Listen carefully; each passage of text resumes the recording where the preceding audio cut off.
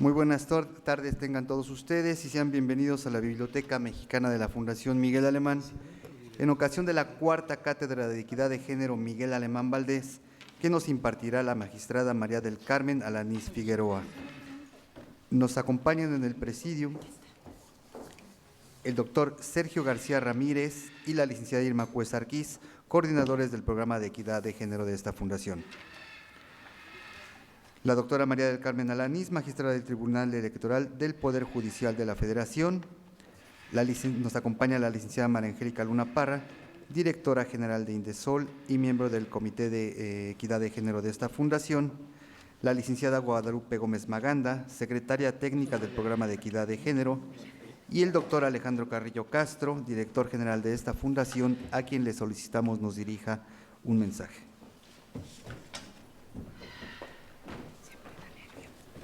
Primero que nada, muy buenas tardes a todas y todos ustedes.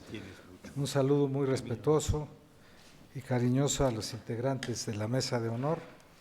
Es un verdadero privilegio para la Fundación Miguel Alemán el que en esta ocasión la segunda conferencia que dentro de la Cátedra Miguel Alemán Valdés para el Programa de Equidad de Género se pronuncie aquí en la Biblioteca Miguel Alemán.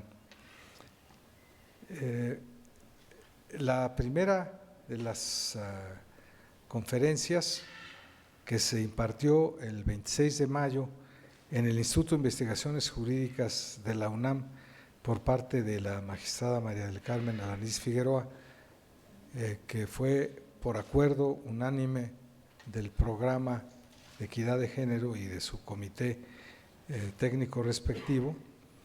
La primera de estas charlas se intituló Juzgar con perspectiva de género. El día de hoy corresponde a esta segunda cátedra o segunda conferencia dentro de la cátedra de Equidad de Género. La magistrada la ha intitulado Violencia política hacia las mujeres. Muy brevemente revisaré para ustedes el currículum vitae de doña María del Carmen Alanís Figueroa, que es licenciada en Derecho por la Universidad Nacional Autónoma de México, maestra en Gobierno Comparado por la London School of Economics y doctora en Derecho también por la UNAM. Magistrada del Tribunal Electoral del Poder Judicial de la Federación desde el 2006 y es la primera mujer en dirigir al máximo órgano jurisdiccional en materia electoral del país de agosto del 2007 a agosto del 2011, periodo en que fungió como presidenta del mismo. Se desempeñó previamente como directora ejecutiva de Capacitación Electoral y Educación Cívica y como secretaria ejecutiva del entonces Instituto Federal Electoral, el IFE, de 1998 al 2005. La magistrada Alanís ingresó al Tribunal de lo Contencioso Electoral en 1987 hasta 1996. Cuenta con más de 27 años de experiencia en el sector público, destacando su trayectoria en las instituciones electorales del país.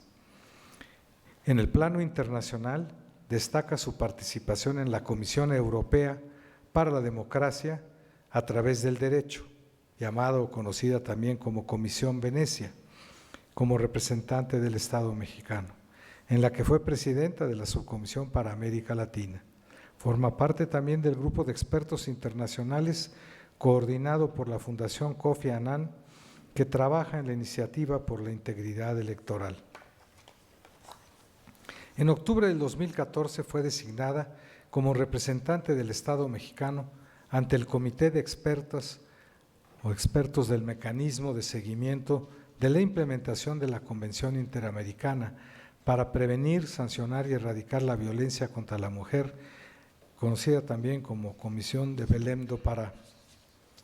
También recibió la distinción de ser designada como Mujer del Año en el 2012 por el Patronato Nacional de la institución que otorga este reconocimiento anualmente. para el comité del programa de equidad de género de la Fundación Miguel Alemán es un enorme privilegio que haya aceptado la designación de la cátedra para este año. Y para no extenderme más, y a virtud de que se encuentra aquí una destacada miembro de este comité de equidad de género, la licenciada María Angélica Luna Parra, titular del INDESOL, le vamos a pedir que sea ella la que haga la presentación a nombre del comité. Por favor, María Angélica, y muy bienvenida.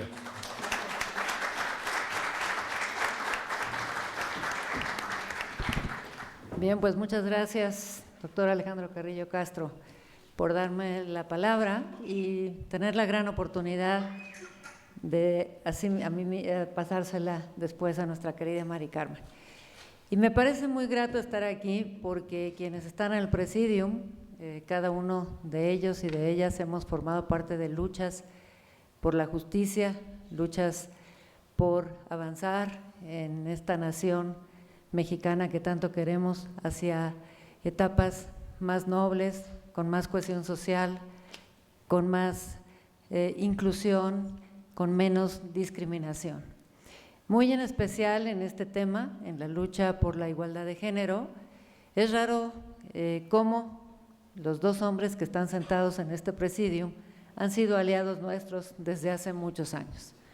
Aliados cuando han ejercido cargos públicos, en la Procuraduría, en el ISSSTE, que fue cuando iniciamos y aparentemente creo que se logró ya en tu periodo el que las mujeres tuvieran derecho a registrar a sus maridos en la Seguridad Social, porque pagábamos lo mismo, pero no teníamos derecho a tener ni esposo ni concubino, como dice la ley. Entonces era un claro caso de desigualdad profunda y hubo que luchar mucho tiempo para que eso pudiera ser una realidad. Asimismo, quiero destacar a Lupilla Gómez Maganda, Lupita se llama Guadalupe, yo le digo Lupilla, a Irma Cue, que también en todos los puestos que han estado han sido activas en esta lucha, y amigas que están aquí en el auditorio que también han participado activamente. En el grupo que actualmente tenemos, un grupo muy interesante que se llama Mujeres en Plural, diríamos que es una expresión clara de cómo se está moviendo la sociedad actualmente para más allá de partidos, más allá de protagonismos, más allá de realmente posiciones personalistas, estamos avanzando hacia la igualdad política. Y avanzando quiere decir con muchos trabajos, rompiendo muchas barreras jurídicas, culturales, porque a veces sentimos que damos un paso atrás y luego, digo un paso adelante y luego tres para atrás. Recordábamos el otro día que reflexionábamos cómo en 1994 logramos que en la ley del IFE dijera un párrafo: los partidos promoverán la equidad en las candidaturas. Esa palabra de promoverán pues siempre es la madre de las buenas intenciones y de el encubrimiento de las crudas realidades. Nunca se promovieron, más bien seguía habiendo ese famoso techo de cristal. Yo quiero hacer un reconocimiento muy claro a Mari Carmen, porque nunca se le ha olvidado que ella está ahí por su capacidad, claro, pero por la lucha histórica de las mujeres. Eso a veces se olvida. Hay mujeres que llegan a un cargo público y dicen, bueno, yo llegué por mis esfuerzos. Sí, antes había capacidad, había esfuerzos, pero no había esta posibilidad de llegar. Durante mucho tiempo, el cargo que tiene ahora Mari Carmen hubiera sido prácticamente un sueño e imposible para una mujer. Fueron años y años y años en que no había mujeres en donde se deciden las cosas. Por eso me da tanto gusto, y Mari Carmen, en el comité nadie dudó cuando te propusimos, fue democráticamente apabullante la aprobación. y nos da mucho orgullo que hoy en esta Fundación Miguel Alemán, también cargada de historia relativa a la igualdad, te estemos recibiendo para tu cátedra. Tuve el honor de estar en la universidad o escuchándola, la verdad es una gran maestra en reflexiones para promover cambios desde lo más profundo y nos da mucho gusto estar hoy aquí. Yo aprovecho también, Alejandro, para que nos felicites a Miguel Alemán, a nuestro querido Miguel, por el reconocimiento que acaba de recibir y dile que le mandamos todos un abrazo. Muchas gracias.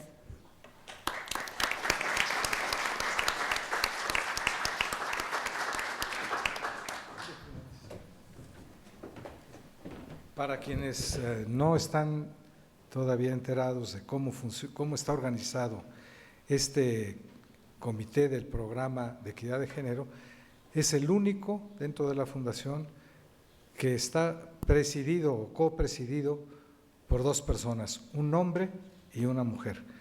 La mujer es la licenciada Irma Cue Sarkis y el hombre es obviamente el doctor Sergio García Ramírez, porque en la Fundación estamos convencidos de que la tarea por volver a una realidad actual y concreta, la equidad de género, no depende nada más de las mujeres, sino también de manera importante de que los varones contribuyamos de manera similar al logro de este objetivo.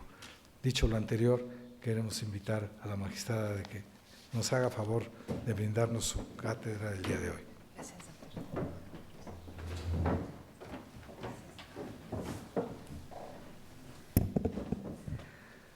Pues muchas gracias, muy buenas tardes a todas y a todos por estar aquí en un día tan especial para mí en el que la Fundación Miguel Alemán me honra con la cuarta cátedra de equidad de género.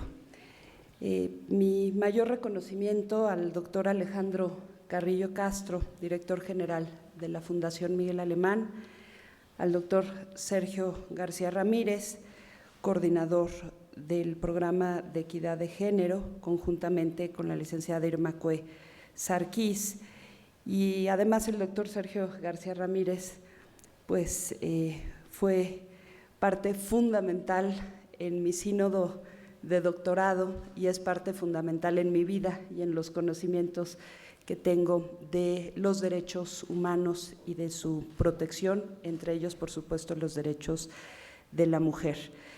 La licenciada Guadalupe Gómez Maganda, secretaria técnica también del programa, además de gran amiga, compañera luchadora también por los derechos de las mujeres y muchas otras causas.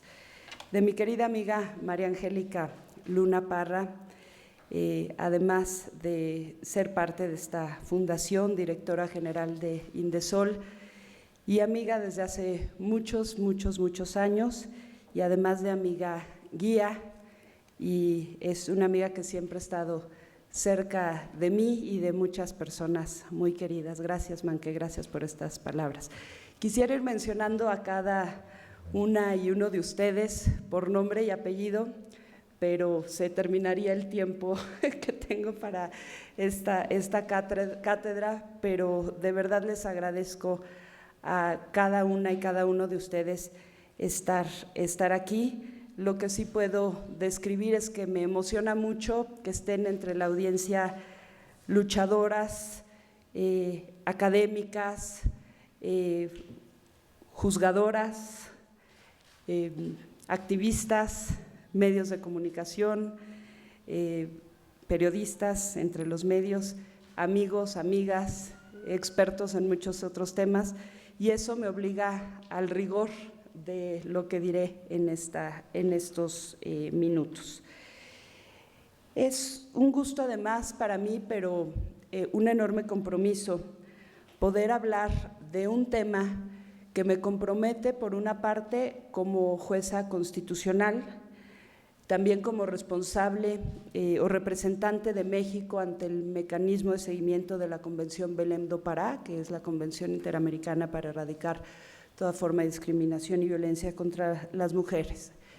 Y estos temas me preocupan, todos los temas que congregan las reflexiones en estos dos ámbitos, pero también me ocupan. Entonces trataré de compartir con ustedes algunas reflexiones. Algunos y algunas de ustedes ya me acompañaron y lo agradezco también en la plática que tuve el honor de dar en el Instituto de Investigaciones Jurídicas el pasado 26 de mayo. Y les pido una disculpa porque voy a repetir una pregunta con la que empecé allá. Entonces, quien se sepa la respuesta y ya conoce la pregunta, haga de cuenta que no. Entonces, quisiera pedir a quienes están en el público que levanten la mano quien conozca la diferencia entre sexo y género. Pocos, no muchos, ¿sí? Y la experiencia me ha enseñado que es importante no partir de la idea de que todas las personas conocen esta distinción.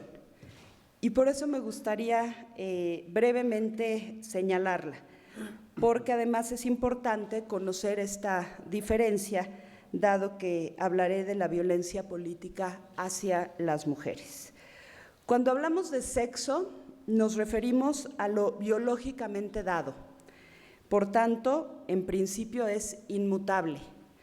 Cuando hablamos de género, hacemos o incluimos lo culturalmente construido, el conjunto de características, actitudes y roles en lo social, cultural e históricamente asignados a las personas en virtud del sexo. Y el género y todos estos atributos son modificables. El sexo, en principio, no.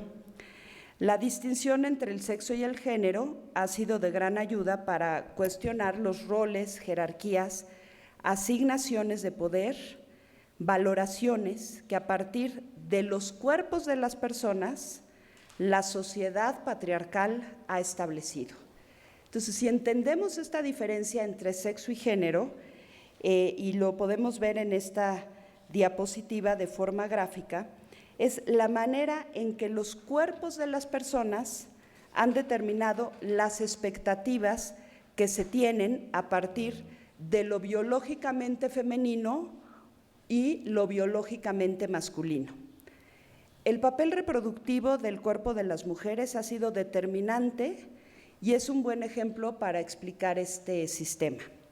El hecho de que las mujeres seamos biológicamente aptas para el embarazo ha generado una serie de estereotipos y expectativas sobre cómo deben comportarse y construir sus proyectos de vida, por un lado los hombres y por el otro las mujeres, impactando inclusive en su exclusión en el ámbito político.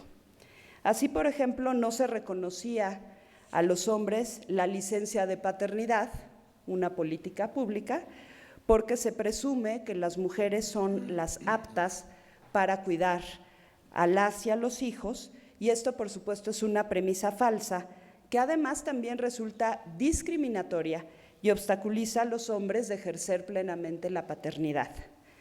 Y se les considera más aptos para desempeñarse en el ámbito público, generando, entre otras cosas, la exclusión de las mujeres también en este espacio y en el espacio político.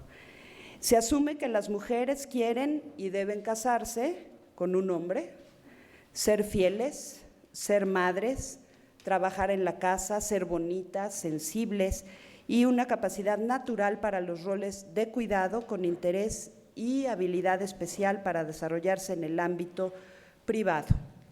Y en tanto que los hombres tienen intereses absolutamente contrarios.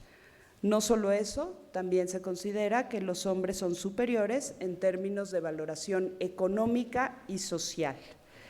Y cuando se ve al derecho desde esta perspectiva, cuando se cuestiona, es más fácil identificar aquellas normas que, ya sea por objeto o por resultado, obstaculizan el ejercicio de los derechos de las mujeres y generan discriminación. Cuando ya somos capaces de distinguir, entonces podemos perfilar o darnos cuenta si estamos ante un caso de discriminación. Es más fácil identificar aquellas cuestiones que obstaculizan el ejercicio de los derechos de las mujeres, que generan discriminación, violencia e impunidad. Y hecha esta acotación, ya me centro en el tema de mi conferencia, que es la violencia política hacia las mujeres. Tema sobre el cual he escrito y he hablado en muchos espacios, y la principal reflexión que hoy quiero presentar y someter a debate o a cuestionamiento, si así lo deciden, tiene que ver con los elementos para determinar cuándo nos encontramos frente a un caso de violencia política basada en el género.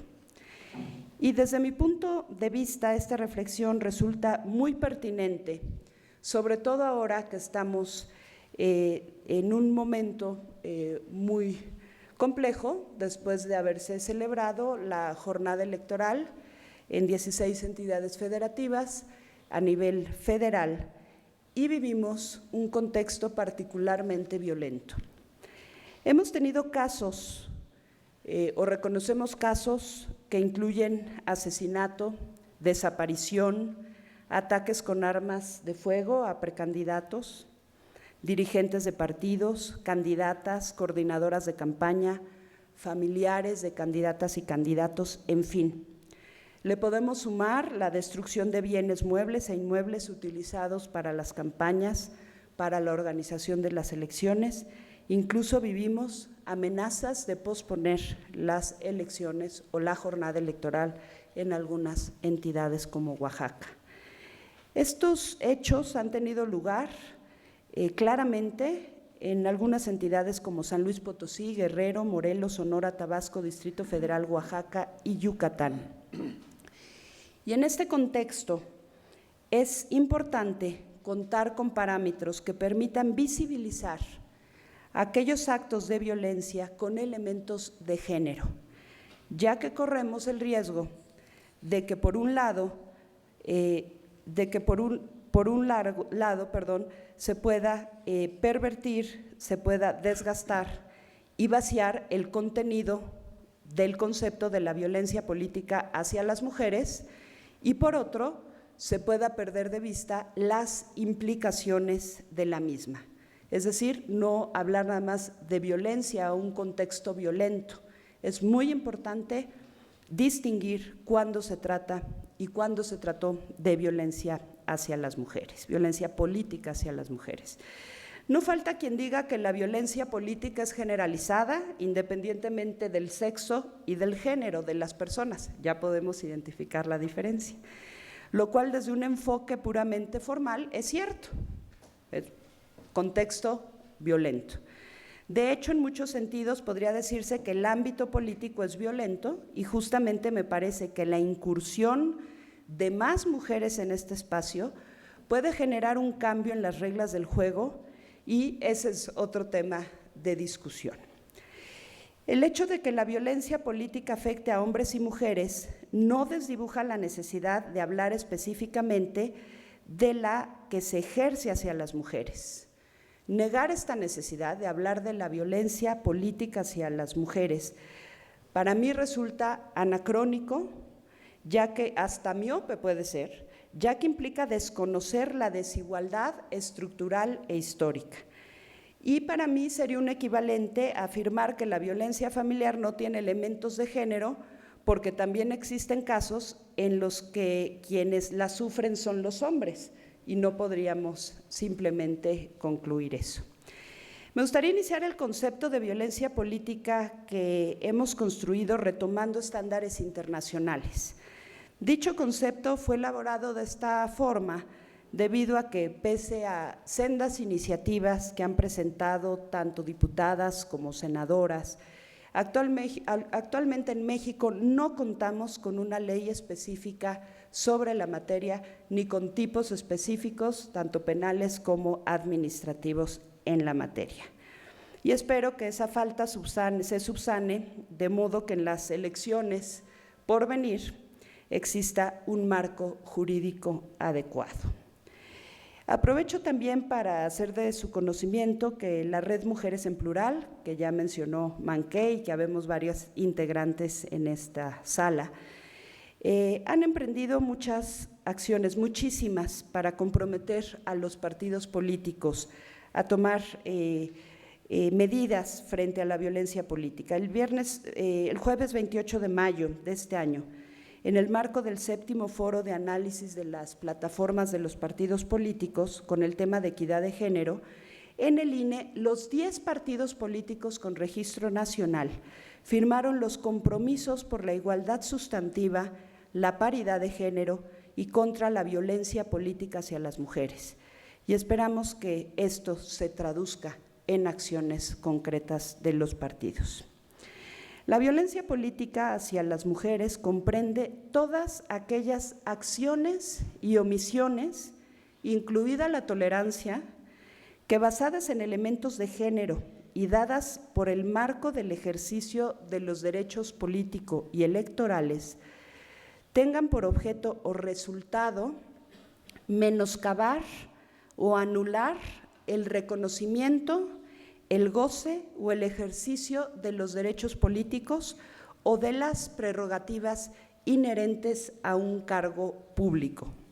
Fíjense todo lo que abarca, acciones, pero también omisiones, la tolerancia, sobre todo del Estado, de las autoridades, de los partidos, basadas en elemento de género, involucra el ejercicio pleno de los derechos políticos y electorales y que tengan como objeto, es decir, tentativa o también resultado, menoscabar, disminuir, anular el reconocimiento, goce o ejercicio de los derechos o prerrogativas, pero también inherentes a un cargo público.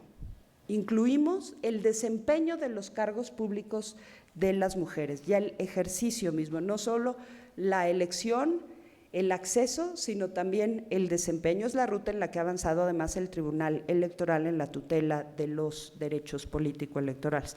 A veces nos han criticado, nos dicen que nos vamos hasta la cocina, por ejemplo, en el ámbito parlamentario, pero es importante para que no se señale el Estado mexicano por no garantizar un acceso pleno a la justicia. Ya está de moda ir a los tribunales regionales o internacionales cuando no existe o se considera que no existe una garantía, una instancia que protege estos derechos humanos. Regresemos. Este tipo de violencia puede tener lugar en cualquier esfera, en la política, en la económica, en la social, en la cultural, en la civil, etcétera. El ámbito del ejercicio de los derechos políticos no solo es en las elecciones, también puede ser dentro de la familia o unidad doméstica, ya veremos algunos ejemplos, en cualquier relación interpersonal, en la comunidad, en un partido político o en una institución. Entonces incluye tanto el ámbito público, pero el ámbito privado. La violencia puede ser simbólica, verbal, patrimonial, económica, física, sexual, psicológica. Puede efectuarse por medio de las tecnologías de la información y o en el ciberespacio también. Además puede ser perpetrada por cualquier persona o grupo de personas, por el Estado, sus agentes, por partidos políticos o sus representantes, o los medios de comunicación o los representantes de los medios de comunicación. La acción violenta puede estar dirigida a un grupo o a una persona, a su familia o a la comunidad.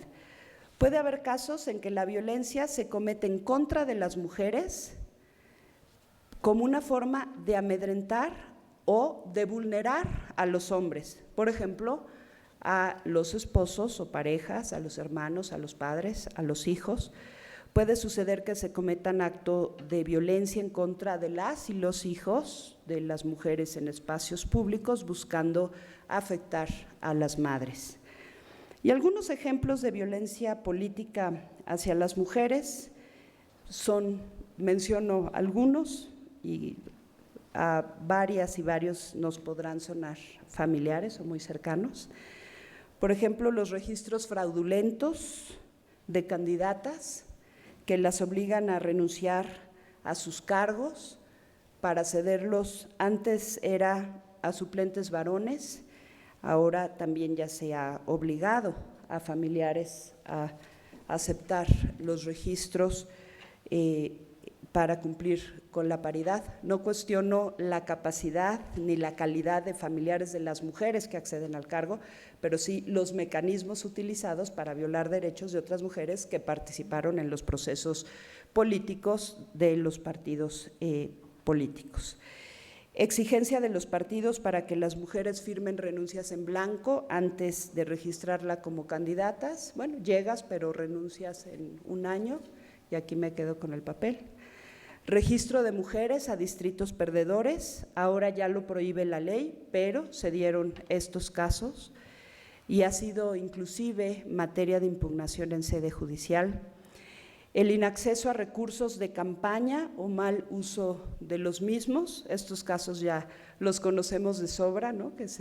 Aquí está la consejera Beatriz Galindo, que el INE aprobó un reglamento para fiscalización del 3% que deben destinar los partidos políticos para fomentar el liderazgo de mujeres, porque se reportaban gastos de materiales de limpieza, de mandiles o para pago de salarios de las secretarias, porque eso es género, ¿no? Por ahí ya tenemos algunos casitos y ya ha habido sanciones del instituto y confirmadas por el tribunal. Ocultamiento de información, no se permite el ejercicio pleno del cargo, se excluye a las mujeres de la deliberación, que los varones diputados tomen acuerdos a las 3 de la mañana en una cantina, pues lo podemos ver normal en la cultura mexicana, pero no es una forma de violencia contra la mujer, de no poder participar porque no hay una conciliación entre las prácticas parlamentarias, permítanme decirlo entre comillas, y el espacio privado de mujeres y hombres. No dudo que las mujeres podamos estar en la cantina, de hecho, varias de nosotras, el día que se firmó la iniciativa de paridad por parte del Ejecutivo, nos fuimos a la ópera, a la cantina donde todavía existía el letrero todavía, no me acuerdo, pero pedimos que lo sacaran, que decía: en esta cantina se prohíbe la entrada a uniformados, perros y mujeres, ¿no? Bueno, ahí celebramos la firma de la iniciativa de la paridad.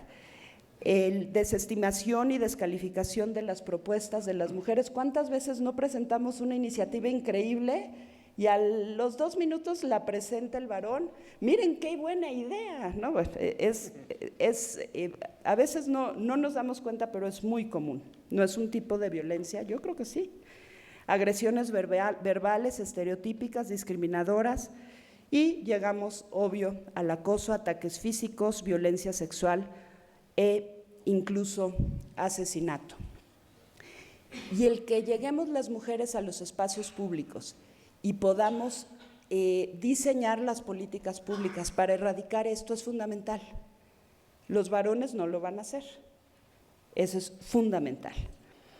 La Corte Interamericana de Derechos Humanos ha reconocido que la violencia basada en el género es una forma de discriminación en contra de las mujeres. Me estoy metiendo en terrenos que el doctor Sergio García Ramírez, si me equivoco, me va a corregir. La propia Convención Belém do Pará establece que es una violación a los derechos humanos, una ofensa a la dignidad humana, una manifestación de las relaciones de poder históricamente desiguales entre hombres y mujeres, que además, y fíjense qué importante, trasciende a todos los sectores de la sociedad, independientemente de su clase, raza o grupo étnico, nivel de ingresos, cultura, nivel educacional, edad o religión, y afecta negativamente sus propias bases. Y en efecto, de acuerdo también con la recomendación 19 del Comité de Naciones Unidas para la Eliminación de la Discriminación contra la Mujer, la famosa CEDAW, la violencia contra las mujeres contribuye a mantenerlas subordinadas, a que accedan a un nivel inferior de educación y oportunidades y a que tengan escasa participación en la política. Todas estas consecuencias puede tener la violencia hacia las mujeres. El preámbulo del convenio del Consejo de Europa sobre prevención y lucha contra la violencia contra las mujeres y la violencia doméstica, que por cierto es el instrumento internacional más reciente sobre el tema, destaca que la violencia contra las mujeres es uno de los mecanismos sociales cruciales por los que se mantiene a las mujeres en una posición de subordinación con respecto a los hombres. Y es importante resaltar este punto, porque las mujeres ya vivimos en un contexto de desigualdad y de discriminación general que nos pone entonces en una situación de desventaja para acceder al ejercicio pleno de nuestros derechos. Y de esta forma, el ejercicio de los derechos político-electorales se ve de por sí afectado por otro tipo de violencias que estructuralmente limitan a las mujeres. Pensemos, por ejemplo, en aquellas candidatas que además de enfrentarse a todas estas dinámicas sociales y de los partidos, sufren de violencia por parte de sus parejas. Es un caso claro de doble discriminación o interseccionalidad. Entonces también se debe de tomar en cuenta eso, y es lo que señalan los instrumentos internacionales, que ese tipo de violencia ya te pone obstáculos y te ubica en una situación de subordinación. Existen distintos tipos de violencia y es por ello que sus implicaciones y abordajes no pueden solo acotarse al ámbito jurídico. Inclusive dentro del espacio jurídico no podrían ni deberían resolverse, como todo mundo puede pensar, o muchas personas pueden pensar, que solamente la violencia se resuelve en términos de delitos o en términos penales. Se debe estar en condiciones de determinar precisamente cuándo esa violencia es jurídicamente relevante y cuándo resulta ética o moralmente reprochable. Y puede suceder que en un acto de violencia implique ambas cosas o solo una. Vamos a un ejemplo. Una expresión estereotípica y discriminatoria merecerá una consecuencia moral, pero no penal. Recordemos al presidente Fox y las lavadoras, ¿no? Entonces, no es una cuestión penal, pero sí estereotipo y moralmente sancionable. En estos casos tienen que tomarse medidas que equilibren el discurso y que den cuenta de por qué cierta expresión resulta violenta. Me parece que eso es un caso muy caricaturesco, permítanme decirlo así. En el mismo sentido, es importante detectar cuándo la violencia se realiza por razones de género. Y voy a mencionar algunos casos resueltos por la Corte Interamericana de Derechos Humanos. Creo que si desarrollo con profundidad estos casos, podríamos estar en 5 días de debate, pero los voy a mencionar y voy a señalar algunas características como ejemplos. En los casos Ríos y Peroso contra Venezuela, la Corte Interamericana de Derechos Humanos aclaró que no toda violación de un derecho humano cometida en perjuicio de una mujer conlleva necesariamente una violación de las disposiciones de la Convención de Belém do Pará. Es decir, las vulneraciones de los derechos humanos de las mujeres no necesariamente constituyen violencia de género, y esto es muy importante tenerlo presente. En estos casos, en particular, la Corte afirma que las presuntas víctimas se vieron enfrentadas a situaciones de riesgo y en varios casos fueron agredidas física y verbalmente por particulares en el ejercicio de sus labores periodísticas y no por una condición personal. No ha sido demostrado que los hechos se basaran en el género o sexo de las presuntas víctimas. Entonces, mujeres en el ejercicio de la profesión del periodismo fueron agredidas física y verbalmente, pero no por ser mujer o por las consecuencias también de ser mujer. Ahorita entramos a esos temas. En el mismo sentido, en el caso Belis Franco contra Guatemala, la Corte Interamericana señala que no puede aseverarse que todos los homicidios de mujeres sucedidos en la época de los hechos fueron por razones de género. Este caso, Belis Franco y otros en contra de Guatemala, se refiere a la desaparición de una menor. Roselvira Franco Sandoval denunció la desaparición de su hija, quien había salido de su casa a las 8 horas del día anterior y no había regresado. María Isabel, la hija, tenía en ese momento 15 años de edad y vivía con la madre, 2 hermanos y sus abuelos. Después de la denuncia, las dependencias, funcionarios estatales no realizaron acciones de búsqueda de la niña. Hubo una llamada anónima y se encontró el cadáver de María Isabel, mismo que su madre, luego de enterarse al ver la noticia en televisión, en las noticias, acudió a la morgue e identificó el cuerpo. Se estableció que la causa de la muerte había sido un trauma de cráneo producido por arma blanca. La investigación a partir del hallazgo del cuerpo y que había un sospechoso no había avanzado cuando 4 años después la Corte Interamericana ya había dictado sentencia y responsabilizado al Estado. En este caso, la Corte llega a la conclusión de que no se trataba, de que no había sido demostrado que los hechos se basaran en el género o en el sexo de la presunta víctima. Tomando como referencia los estándares de la Corte Interamericana y del Comité de Naciones Unidas para la Eliminación de la Discriminación contra la Mujer, e incluso el convenio del Consejo de Europa, ya mencionado, podemos derivar 2 elementos indispensables para considerar que un acto de violencia se basa en el género.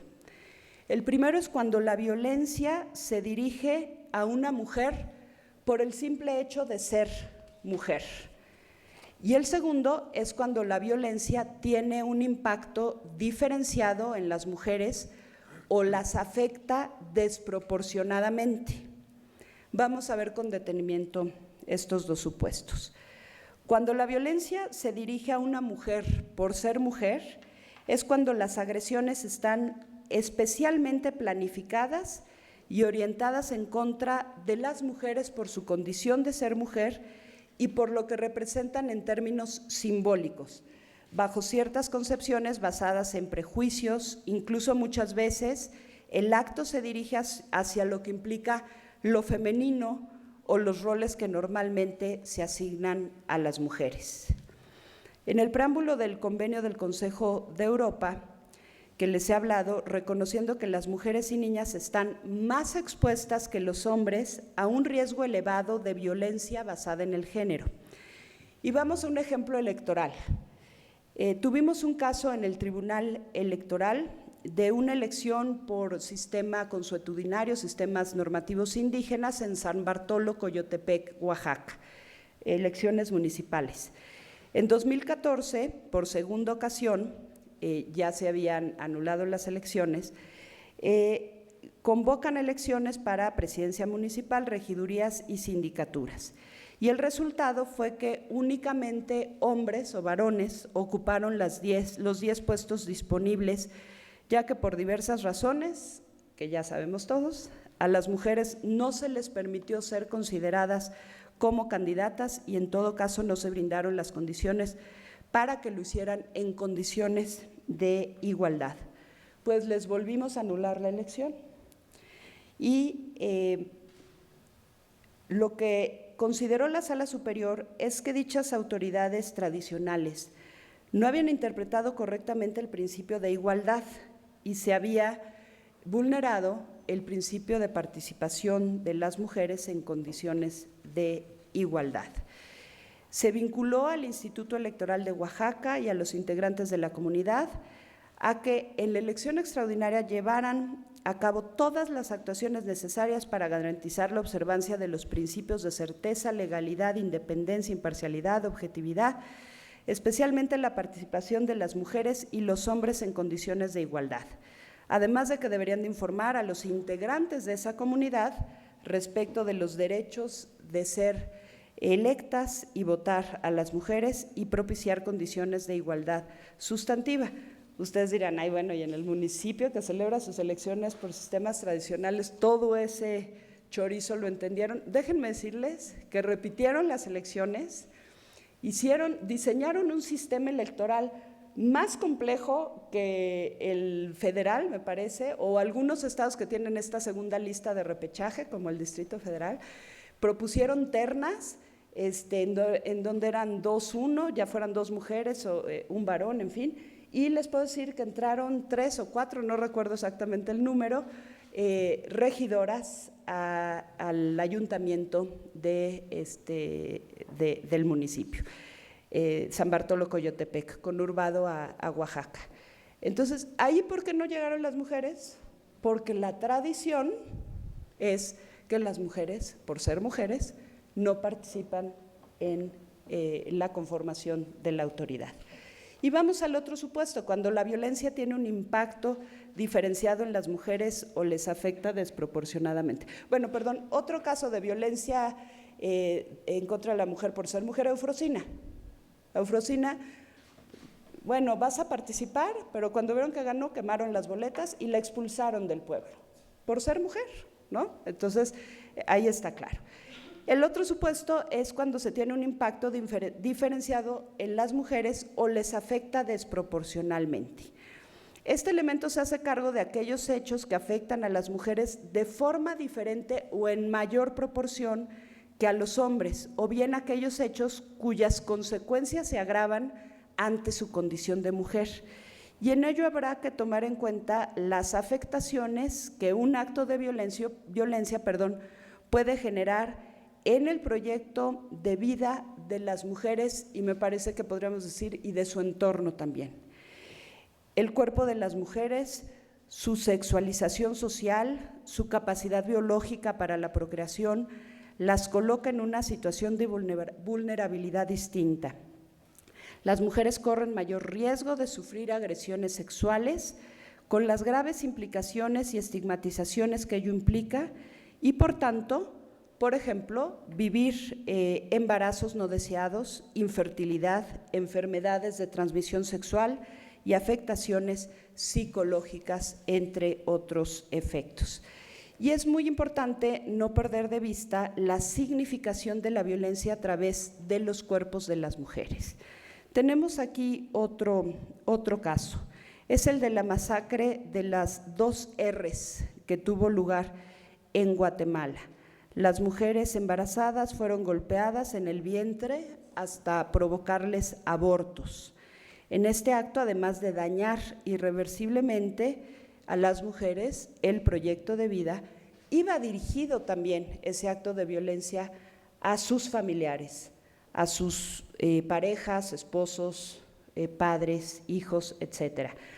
Este caso se refiere a la responsabilidad internacional del Estado por falta de debida diligencia en la investigación, juzgamiento y sanción de los responsables de asesinato, tortura, violación sexual, entre otros actos, en perjuicio de numerosas personas habitantes del parcelamiento de las R's por parte de agentes militares. Fue entre 1962 y 1999, durante el conflicto armado interno en Guatemala. El Estado aplicó la denominada Doctrina de Seguridad Nacional y fue acrecentando la intervención del poder militar para enfrentar a la subversión, concepto que incluía a toda persona u organización que representara cualquier forma de oposición al Estado, con lo cual dicha noción se equiparaba a la de enemigo interno. En diciembre de 82, soldados guatemaltecos pertenecientes al grupo de los caiviles llegaron a las 2 R's, sacaron a las personas de sus casas, a los hombres los encerraron en la escuela, a las mujeres y a los niños en la iglesia evangélica. En la tarde los caiviles sacaron a los hombres de la escuela, los llevaron vendados y maniatados a un pozo de agua inconcluso, en donde los fusilaron. Sacaron a las mujeres y a los niños y muchas niñas fueron violadas y las madres embarazadas violentadas, como ya lo señalé. Perdieron la vida por lo menos 216 personas. Se informó a la población que lo que había sucedido era que la guerrilla se había llevado a las personas para México y luego se ordenó a los soldados que sacaran todo lo que pudieran del parcelamiento y que quemaran las casas de las 2 Rs. Como lo ha reconocido la Corte Interamericana, la desnudez forzada también tiene un impacto diferenciado en las mujeres. Recordemos el caso peruano también del penal Castro y Castro, se hizo en el Día de las Madres, en donde evidentemente había visita de las madres a las hijas que estaban en el penal o de las hijas que visitaban a las madres, y lo cual generó un verdadero impacto simbólico. Este caso lo narro de manera muy breve. En Perú fue un operativo denominado Mudanza 1 y la finalidad era el traslado de aproximadamente 90 mujeres recluidas en el centro penal Miguel Castro Castro a centros penitenciarios femeninos. La policía derribó la pared externa del patio del pabellón 1A, utilizaron explosivos, efectivos policiales subieron a los techos, abrieron boquetes, disparos con armas de fuego, policía, ejército, armas de guerra, explosivos, bombas lacrimógenas, un exceso de fuerza. Generó la muerte de decenas de internos y el pabellón de la mujer, de las mujeres y las mujeres, los hechos cometidos hacia ellas destaca la violación sexual y la desnudez forzada. El preámbulo del convenio del Consejo de Europa reconoce que si bien los hombres pueden ser víctima de violencia doméstica, esta les afecta a las mujeres de manera desproporcionada. Y quisiera, y agilizo ya mi intervención, sumar mínimamente 3 consideraciones: el contexto, la intersección y los estereotipos. El contexto resulta, existen situaciones en las que resulta evidente la existencia de condiciones particulares que ponen en riesgo a las mujeres: la pobreza, la inseguridad, el desempeño, el conflicto armado, analfabetismo, condiciones relacionadas con el medio ambiente e incluso, por supuesto, la violencia. Cuando se da violencia en este contexto, adquiere también mayor relevancia.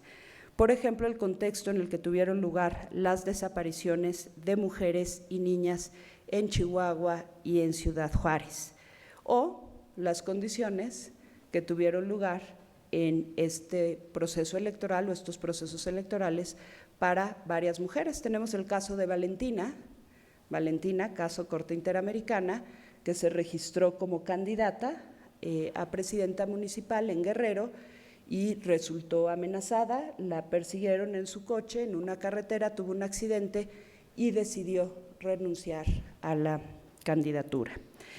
Y esto demanda de las autoridades un deber especial de prevención y de debida diligencia. Cuando la Corte conoció el caso de Campo Algodonero, Corte Interamericana, consideró que el deber de investigar efectivamente tiene alcances adicionales cuando se trata de una mujer que sufre una muerte, maltrato, afectación a su libertad personal en el marco de un contexto general de violencia contra las mujeres.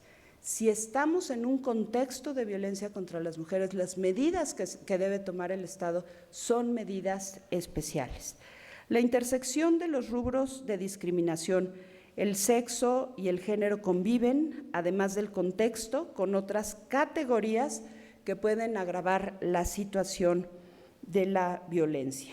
La recomendación 28 de la CEDAW señala que las mujeres están unidas de manera indivisible a otros factores como la raza, el origen étnico, la religión, las creencias, las condiciones físicas, la edad, la orientación sexual y la identidad de género.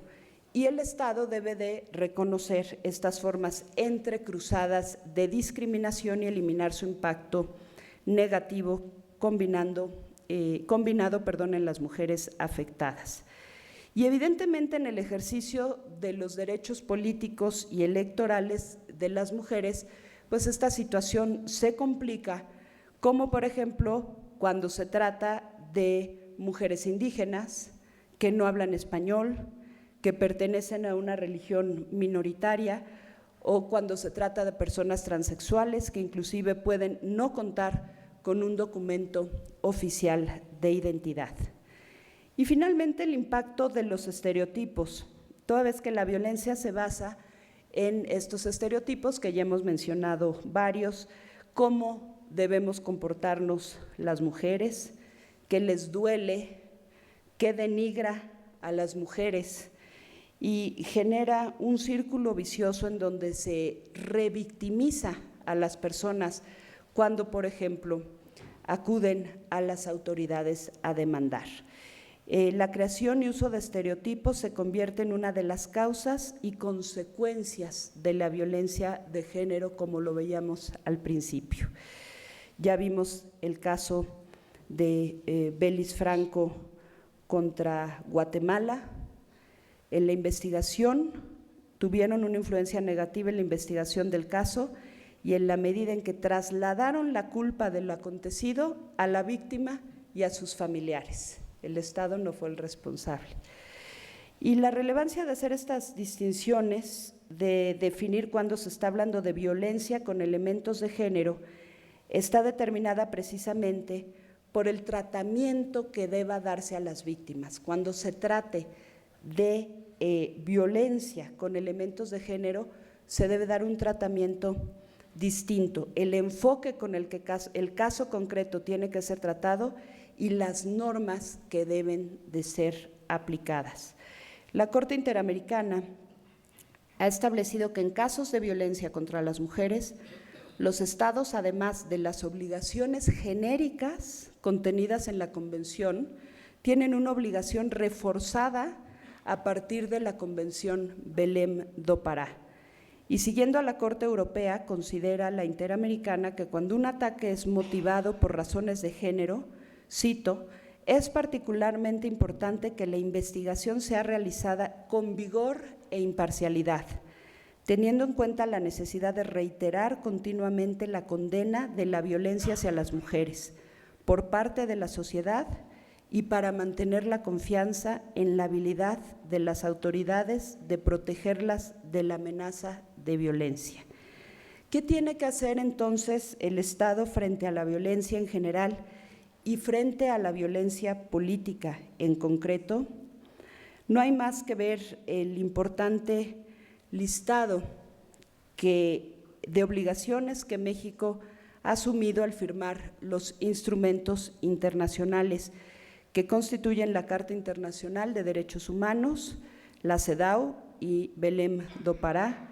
Los tienen en pantalla, pero sin entrar en detalle respecto de cada una de estas obligaciones, destaco las que la Corte Interamericana determinó cuando resolvió el caso de Campo Algodonero. Adoptar medidas integrales para cumplir con la debida diligencia en casos de violencia contra las mujeres. Contar con un adecuado marco jurídico de protección, con una aplicación efectiva del mismo y con políticas de prevención y prácticas que permitan actuar de una manera eficaz ante las denuncias. La estrategia de prevención debe ser integral, es decir, prevenir los factores de riesgo y a la vez fortalecer las instituciones para que puedan proporcionar respuesta efectiva. Adoptar medidas preventivas en casos específicos en los que es evidente que determinadas mujeres pueden ser víctimas de violencia y niñas. Y además debemos considerar las repercusiones y los riesgos que las mujeres enfrentan al denunciar y concretamente la violencia política. Se les estigmatiza como conflictivas, como sensibles, como incapaces de apegarse a las reglas del juego político y, por tanto, para evitar problemas, mejor se les excluye. Constituye solo unas de las consecuencias. Y sin duda la acción yo diría, de las autoridades es fundamental. Lo más importante, estoy convencida, es prevenir la violencia política hacia las mujeres. Cuando la prevención ya no fue posible, evitar entonces a toda costa la impunidad, que de acuerdo con la Corte Interamericana envía el mensaje de que la violencia contra la mujer es tolerada, lo que favorece su perpetuación y la aceptación social del fenómeno, el sentimiento y la sensación de inseguridad en las mujeres, así como una persistente desconfianza de estas en el sistema de administración de justicia. Hace aproximadamente 70 años las mujeres luchábamos por el derecho a votar y ser electas, y hoy, pese a contar con un reconocimiento formal de estos derechos, tenemos que enfrentarnos a muchas barreras estructurales para poder ejercerlos plenamente. Hemos logrado integrar a más mujeres en puestos públicos, cargos de elección popular, y a partir de 2014 obtuvimos la paridad en la Constitución. Y por cierto, en estos momentos estamos analizando los resultados de la elección federal y también locales para determinar cuáles son los efectos del reconocimiento constitucional de la paridad. Hablo de la integración de la Cámara de Diputados. Los primeros cálculos habrá que confirmarlos, es a partir del PREP y todo puede cambiar. Viene en la etapa de impugnaciones, ya me vio la consejera y la magistrada como no digas. Hablan de un incremento de 28% de mujeres que llegaron a la Cámara en mayoría relativa. Es decir, de 90 hay un cálculo a 116 de mayoría relativa. 115, 116, habrá que ver las cifras finales. Y con un cálculo del ejercicio de asignación, podría alcanzarse un poco más del 40%. Estamos hablando más o menos 3, casi 4 puntos porcentuales más que la elección pasada. Es un avance, pero tampoco muy significativo que digamos, pero es un avance. Y por lo que se refiere a los congresos estatales, todo parece indicar que de los 16 estados o entidades donde hubo elecciones, la mayoría quedará conformada por hombres, salvo Campeche y Querétaro. Son los únicos 2 casos que la mayoría del Congreso, mayoría relativa es mujer, son mujeres, pero solo por una mujer más. Y ninguno de estos logros tendrá sentido en tanto las mujeres no podamos ejercer nuestros derechos en ambientes libres de discriminación y de violencia. Muchas gracias.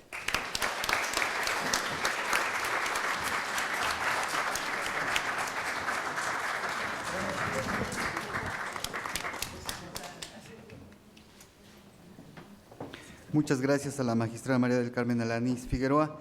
Abrimos un breve espacio para una sesión de preguntas y respuestas. Les solicitamos sean concisos en las preguntas.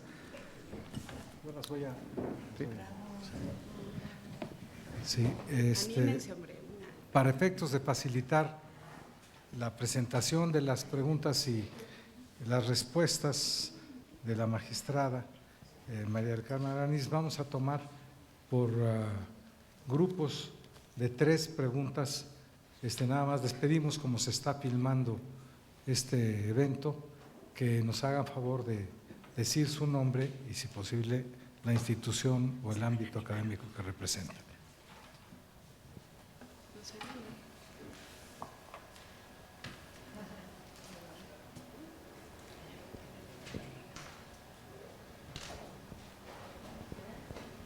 Allá les llevan del micrófono. Sí. Anayeli García, de Comunicación e Información de la Mujer. Magistrada, preguntarle si en este proceso electoral observó violencia política de género, si se incrementó conforme a otros periodos electorales. Y mi segunda pregunta es, ¿qué opinión le merece? Decía hace un momento, no fue un avance significativo el aumento numérico de mujeres en el Congreso, paridad en candidaturas, pero no en resultados electorales. ¿Qué otra reflexión podría darnos al respecto? Gracias. ¿Alguna otra pregunta para la magistrada? Aquí, por favor, pasen el micrófono.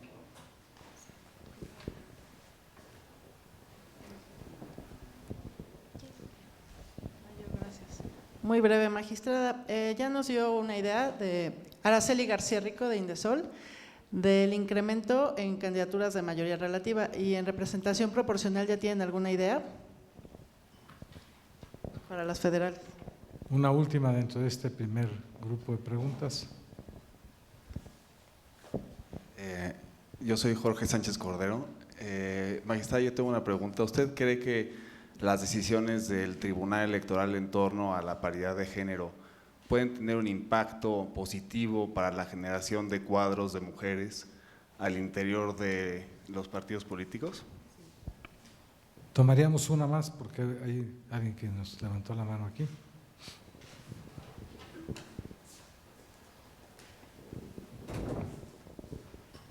Charlotte Bradley, de Deporte, Mujer y Salud, Asociación Civil. Me han preguntado muchas veces y la quiero volver a preguntar, si algún día hay paridad desde la familia, ¿habrá paridad en la democracia? ¿Podremos ejercer la democracia en mucho mayor que ahorita estamos ejerciendo? Bien, doña Mari Carmen, si es tan amable, ahí está. Empiezo por la última pregunta. Mi respuesta es sí.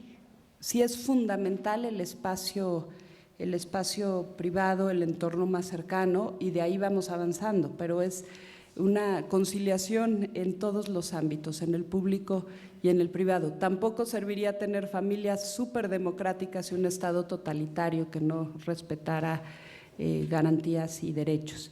Me parece que la atención va de lo privado a lo público en ambos sentidos, pero sí tenemos casos muy claros en nuestra cultura, en nuestro mosaico cultural, de prácticas y tradiciones que todavía son muy machistas, patriarcales, ¿no? El tema, recoge el plato de tu hermano que ya terminó de comer, o las lacerantes ventas de niñas por 50 pesos o por un cartón de cerveza para que se casen con otra persona. Entonces tenemos prácticas todavía, yo diría, terroríficas, ¿no? Y patrones culturales que no avanzan. Y lo digo abiertamente, nuestros contenidos educativos tampoco son muy democráticos. Me parece que hay que hacer mucho más en una educación cívica, de valores, valoral, pero también de desarrollo de competencias que permita que los niños, niñas y jóvenes puedan vivir prácticas democráticas también en el espacio escolar y comunitario. Y ya en el ejercicio público, pues también se refleja muchas veces en la toma de decisiones en los ámbitos más altos. Entonces, no tengo la respuesta de cómo hacerle. Creo que sabemos que hay espacios para avanzar en esto, tendrá respuestas muy particulares, pero sí es muy importante el ámbito privado, sin duda. No sería la única solución, esa sería mi respuesta concreta, es tanto lo privado como lo público. Voy a la primera, violencia política en estas elecciones, no lo digo yo, lo dijeron los medios, lo dijeron los actores mismos que participaron en las contiendas electorales, ya lo decía en mi conferencia. Lo lamentable es que no hay vías claras de denuncia ni acciones claras de autoridades. Yo fui objeto de recibí unos tweets muy ofensivos, no tanto para mí, pero sí para las mujeres y para la sociedad, en un evento de celebración del Día Internacional de la Mujer en el INE. Estaban los presidentes del tribunal, del INE, la presidenta de Mujeres, consejeras, consejeros, en fin, activistas, académicos, y recibí un tuit que decía que las mujeres solo tienen dos derechos, irse al carajo o a su casa, o a la cocina, perdón. Y empezamos a ver, Marta Tagle estaba ahí y otras, Tere Evia también estaba, y vimos los mensajes de este señor, por cierto, que se identifica como el católico ejemplar, y una foto del padre Maciel, y unos mensajes espantosos, ¿no? Como por ejemplo, el aborto se permite cuando se prueba que el embrión es homosexual, o una foto de un hombre golpeado. En fin, lo digo abiertamente porque así lo dije en el instituto. Pero ¿qué hice? Fui a la Procuraduría General de la República, denuncié.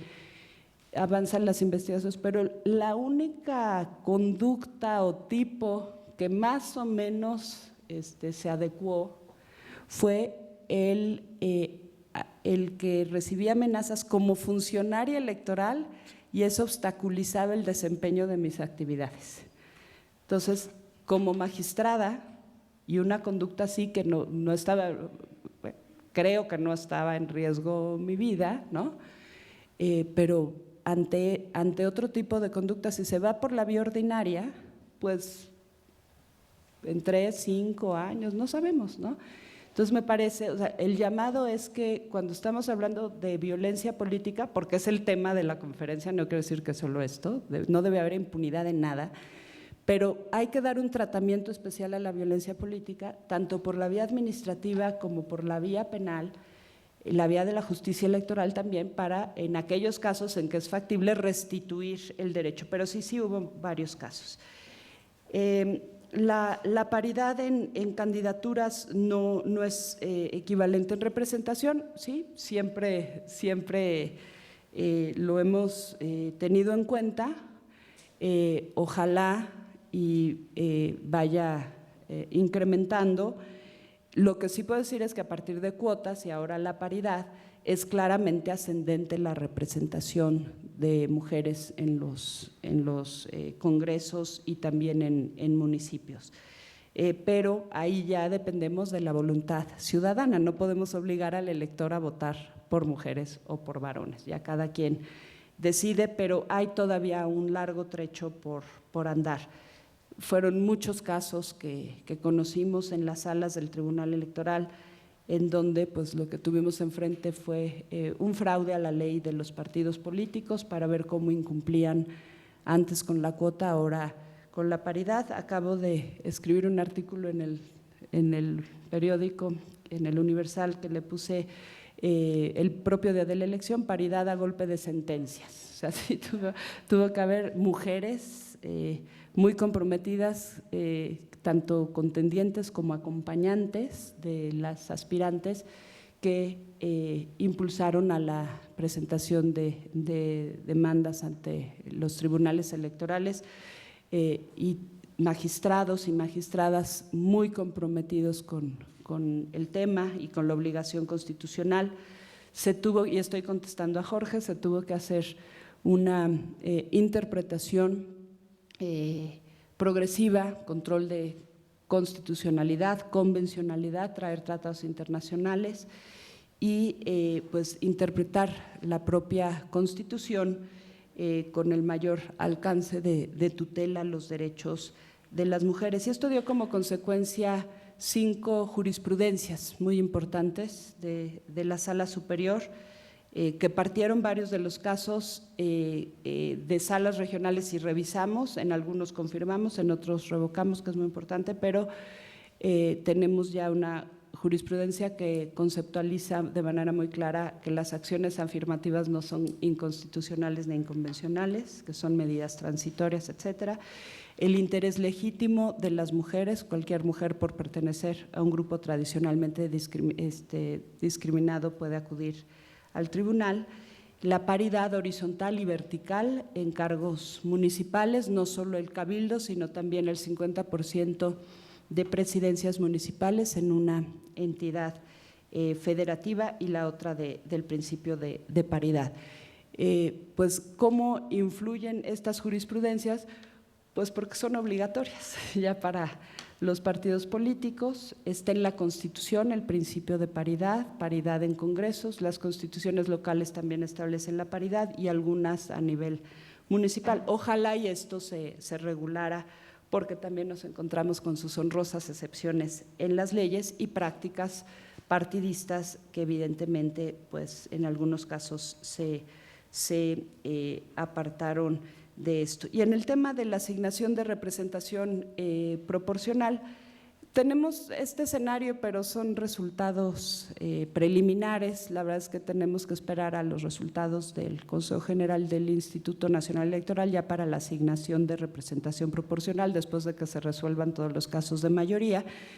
Pero si se mantuvieran las cosas más o menos como están, estaríamos un poco arriba del 40% en Cámara de Diputados, que es del 37 al 40%. Hay un incremento, pero hay que hacer todavía el diagnóstico y el análisis al tener ya los resultados firmes, y me parece que también hay que hacer un análisis cualitativo de la eficacia de la paridad constitucional. Sin duda es positivo. Para mí es positivo el que se exija la paridad y que haya un avance. Está el tema de los distritos competitivos y los ganadores, etcétera. Hay muchos temas que hay que analizar. Sí vimos muchas resistencias en los hechos, en los casos formales, en las sentencias. Aquí tenemos con nosotros a muchas mujeres que impugnaron o que acompañaron las impugnaciones de otras, y sí fue muy difícil, muy difícil, pero yo en lo personal sí lo veo como una batalla ganada. Primero la paridad en la Constitución, los casos en el tribunal, las jurisprudencias, y falta mucho por hacer para cumplir, cuando menos, para cumplir con nuestras obligaciones constitucionales e internacionales, pero sobre todo pues para que las mujeres podamos ejercer en plenitud nuestros derechos políticos electorales. Muchas gracias.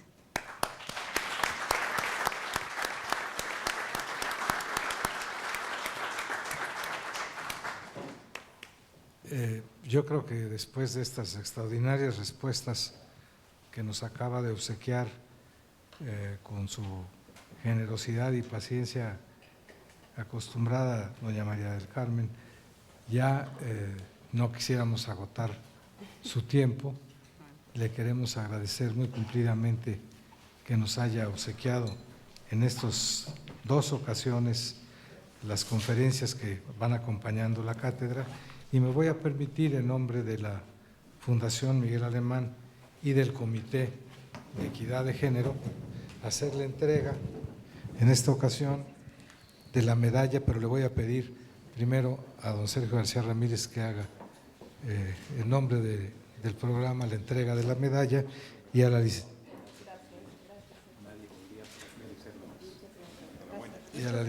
licenciada Irma Cue del diploma y el estipendio correspondiente. Nos acaba de decir la magistrada que en virtud del cumplimiento de sus funciones constitucionales no puede aceptar el cheque que acompaña a la cátedra y que desea donarlo al propio programa. Así es que le agradecemos mucho este gesto de generosidad. Gracias.